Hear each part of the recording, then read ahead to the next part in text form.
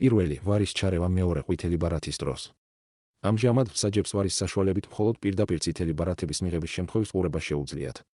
ახალი წესი საშუალებას მისცემს გადახედონ ეპიზოდებს პოტენციური მეორე ყვითელი ბარათების მიღებას, რათა თავიდან იქნა საცილებული სიტუაციები, როდესაც მოთამაშე მოედანზე რჩება. თუმცა იმსახურებდა მეორე ყვითელს და გაძევებას. მეორე, შეცდომით მინიჭებული კუთხურების შემოწმება, ვარს ექნება უფლება ჩაერიოს იმ სიტუაციებში, როდესაც მსაჯი შეცდომით კუთხურს ნიშნავს. მიზანია ასეთი შეცდომების რაოდენობის შემცირება. იმ პოტენციური სახიფათო მომენტების თავიდან აცილებას, როდესაც გუნდი შეცდომით დანიშნულ კუთხურის შემდეგ გოლს გაიტანს. მესამე, პენალტის ახალი შესრულება. შემოთავაზებულია წესი, რომლის მიხედვითაც მეკარის მიერ მოგერიებული ბურთის შემდეგ განმეორებითი დარტყმა აკრძალული იქნება.